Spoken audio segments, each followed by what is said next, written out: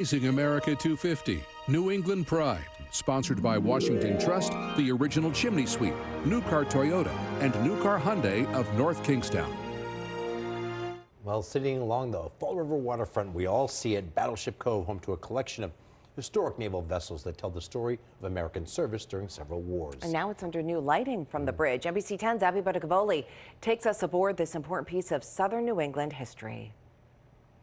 Standing beneath the massive guns of the USS Massachusetts, it's easy to feel transported back in time. For more than 60 years, Battleship Cove has served as a floating museum honoring some of America's most important naval history right here in Fall River.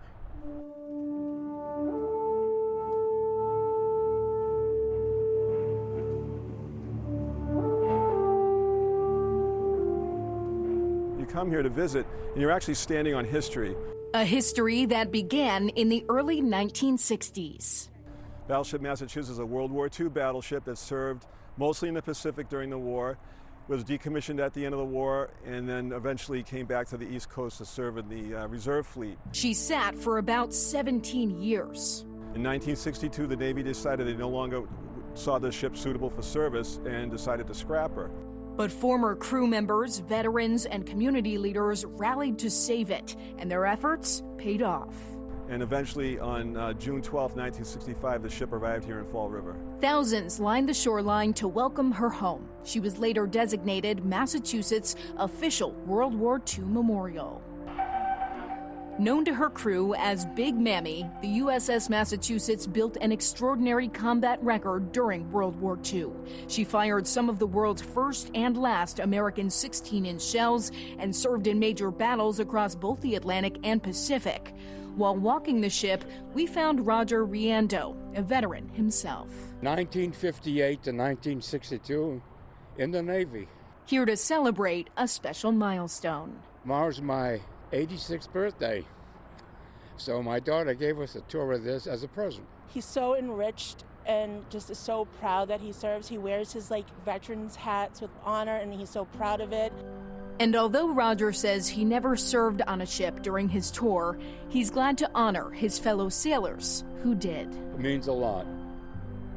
What started with one legendary battleship has grown into what's now known as America's Fleet Museum. Today, visitors can walk aboard the destroyer USS Joseph P. Kennedy Jr., which served during the Cold War, Korean War, and Vietnam War, explore the World War II submarine USS Lionfish, see Vietnam-era helicopters under restoration, and climb aboard two restored PT boats. This is a ship that was literally off the coast of Japan at the end of the war. The Joseph P. Kennedy was off the coast of Cuba during the Cuban Missile Crisis. Submarine Lionfish spent her time underneath the Pacific Ocean.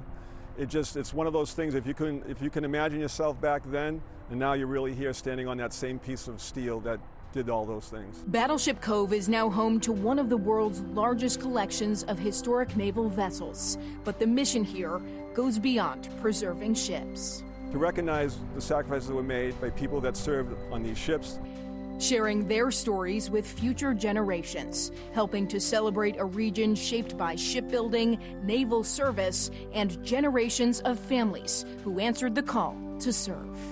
I think this is more of a stimulating way to learn more about what those people did for us. Today, the towering ships that once sailed the world's oceans stand as classrooms, memorials, and symbols of service. And for many across southern New England, here at Battleship Cove is a reminder of our nation's history and our enduring connection to the sea. For Amazing America 250 New England Pride, I'm Abby Buttacavoli.